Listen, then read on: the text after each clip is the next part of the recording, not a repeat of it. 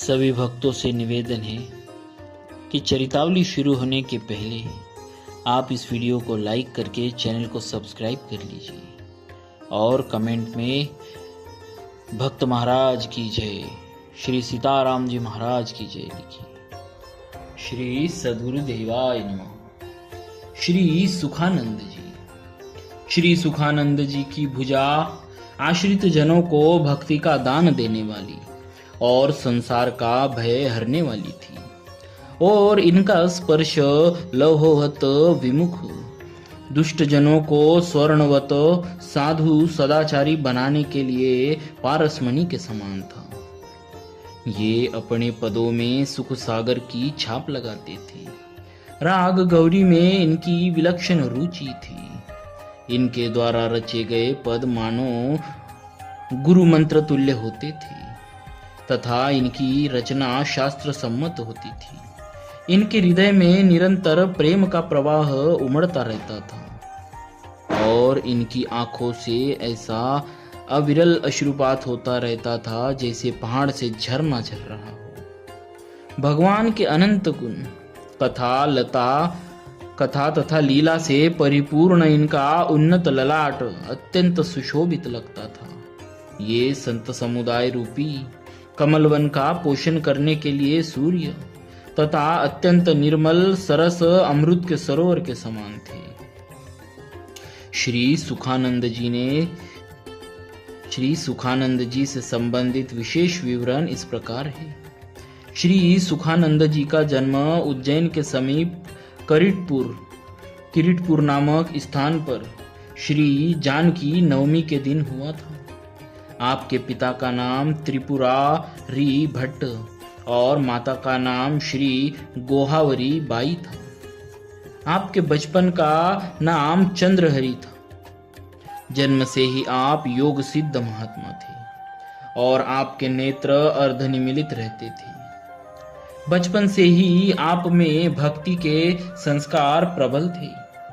आप प्रतिदिन माँ की अंगुली पकड़कर पास के मंदिर में भगवान के दर्शन करने जाया करते और जब थोड़ा बड़े हो गए तो स्वयं अकेले ही जाकर दर्शन कराते। यह आपका नित्य कृत्य था। बचपन से ही आपके जीवन में अनेक चमत्कारी घटनाएं घटी। जब आप बालक थे और घुटनों के बल चलते थे तो एक बार माँ की गोद से उतरकर एक वृक्ष के पीछे जाकर बैठ गए। थोड़ी देर बाद माता पिता का जब उधर ध्यान गया तो देखा कि इनके सिर पर एक नाग फन फैलाए बैठा है। पिता के प्रार्थना करने पर वह थोड़ी दूर जाकर अदृश्य हो गया। जब आप पढ़ने के लिए विद्यालय जाने लगे तो थोड़े ही समय में आपने संपूर्ण श्रुति शास्त्रों का सम्यक ज्ञान प्राप्त कर लिया और अपने विद्या गुरु से कहा कि मुझे उस अक्षर का ज्ञान कराइए जो अक्षरातीत की प्राप्ति करने वाला हो। उपर्युक्त घटनाओं से आपके माता पिता और गुरु का पूर्ण विश्वास हो गया कि आप कोई अवतारी महापुरुष है, साधारण बालक नहीं। एक दिन एक ज्योतिषी ने आपके विषय में आपके माता पिता से बताया कि एक अलौकिक विभूति है, परंतु ध्यान रखिएगा कि 18 साल तक ये दर्पण अथवा जल में अपना मुख न देख सके, अन्यथा ये विरक्त हो जाएंगे। ज्योतिषी की चेतावनी सुनकर माता पिता इस विषय में विशेष सावधान रहते थे। संयोग से एक दिन श्री त्रिपुरारी जी शिप्रा नदी में स्नान करने गए थे।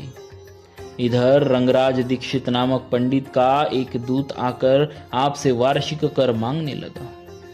जब आपने पूछा कि यह किस बात का कर है तो उसने बताया कि आपके पितामह पंडित श्री रंगराज जी से शास्त्रार्थ में पराजित हो गए थे। तब से वे उन्हें वार्षिक कर देते रहे। यह परंपरा अभी भी चल रही है। इस पर आपने कहा कि श्री रंगराज जी से कहिएगा कि मैं आज के चौथे दिन आपसे शास्त्रार्थ करने आऊंगा। निश्चित समय पर आप रंगराज जी के यहाँ शास्त्रार्थ के लिए गए और उन्हें पराजित करके वार्षिक कर देने वाले सभी पंडितों का संकट दूर किया। जब श्री त्रिपुरारी जी ने इस शुभ समाचार को सुना तो वे उन्हें बड़ी प्रसन्नता हुई और इस उपलक्ष्य में उन्होंने बड़ा भारी उत्सव आयोजित किया। संयोग की बात, उसी दिन चंद्रहरि की दृष्टि जब जल में पड़ी तो उन्हें उसमें अपने मुख का प्रतिबिंब दिखाई दे गया। फिर तो ये जगत से उदासीन हो गए और रात्रि में घर छोड़कर चल दिए। पिता ने बहुत आग्रह किया, समझाया बुझाया, पर ये घर वापस नहीं आए। अंत में त्रिपुरारी जी ने श्री पंचोली जी नामक एक परम विश्वासी व्यक्ति को इनके साथ कर दिया। एक रात स्वप्न में आपको काशी जाने का दिव्य आदेश प्राप्त हुआ। स्वप्न की बात जब आपने श्री पंचोली जी से बताई तो उन्होंने श्री रामानंद जी की चर्चा की। श्री आचार्य चरण की चर्चा सुनते ही आपका मन श्री स्वामी जी के दर्शन के लिए आकुल व्याकुल हो उठा और आप श्री काशी जी के लिए चल दिए। मार्ग में ही आपको श्री राम भारती नामक एक सन्यासी मिले। इन्होंने आपको अधिकारी समझकर अष्टांग योग का ज्ञान दिया। अल्पकाल में ही आपने समस्त यौगिक क्रियाएं सिद्ध कर ली। कुछ दिनों बाद आप श्री राम भारती जी के साथ स्वामी रामानंदाचार्य जी के आश्रम पर गए और श्री स्वामी जी की शरण ली। श्री स्वामी जी ने आपका विधि पूर्वक पंच संस्कार करके श्री राम मंत्र की दीक्षा दी और चंद्रहरि के स्थान पर सुखानंद नाम रखा। आप कुछ काल तक काशी में ही रहकर श्री आचार्य चरण की सेवा करते रहे। फिर उनके आदेश से चित्रकूट में रामशैया नामक स्थान पर रहकर भजन साधन करने लगे। श्री सुखानंद जी महाराज एक सिद्ध संत थे। उनके चमत्कारों की अनेक कहानियां प्रसिद्ध है, परंतु उनके चमत्कार अपनी प्रसिद्धि के लिए नहीं अपितु दूसरों का कल्याण करने के लिए हुआ करते थे। कहते हैं कि एक बार एक पापी दुराचारी व्यक्ति के सिर पर आपने हाथ रख दिया था, जिससे उसके अंतःकरण की मलिनता समाप्त हो गई और वह भक्त हो गया। एक बार की बात है, आप एकांत वन में बैठकर भगवान का ध्यान कर रहे थे। ध्यान में आनंद विभोर होकर आप गौरी राग में एक भजन गाने लगे। आपकी अमृतमयी मधुर स्वर लहरी वन प्रांत को गुंजित करने लगी, जिसे सुनकर वन के समस्त मृग मुग्ध हो गए और आपके पास आकर खड़े हो गए। उसी समय एक राजकुमार शिकार खेलता हुआ वहां आ निकला और मृगों को मारने का उपक्रम करने लगा। आपने उसे रोका, पर राजमद में उसने परवाह न की। परिणाम स्वरूप सभी मृग सिंह बनकर उस राजकुमार पर झपट पड़े। डर के मारे राजकुमार हाथ से अस्त्र शस्त्र छूटकर गिर पड़े और वह स्वयं भी मूर्छित हो गया। पुनः चैतन्य होने पर उसने आपके चरणों में पड़कर क्षमा याचना की और हिंसा प्रधान स्वभाव छोड़कर भक्त बन गए। श्री सुखानंद जी महाराज भगवत भक्ति का प्रचार प्रसार करने के लिए संत मंडली लेकर देश देशांतर में प्रायः भ्रमण करते रहते थे। भ्रमण करते हुए एक बार आप एक गांव में पहुंचे और एक विशाल वट वृक्ष के नीचे ठहर गए।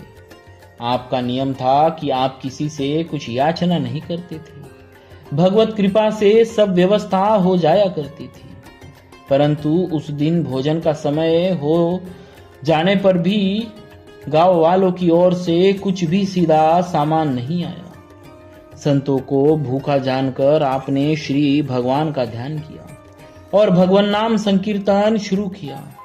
आपके संग संग संत समाज भी आनंद विभोर होकर कीर्तन करने लगा। कीर्तन की यह ध्वनि जब गांव वालों के कान में पड़ी तो वे भी मंत्रमुग्ध हो गए और बरबस खींच चले आए।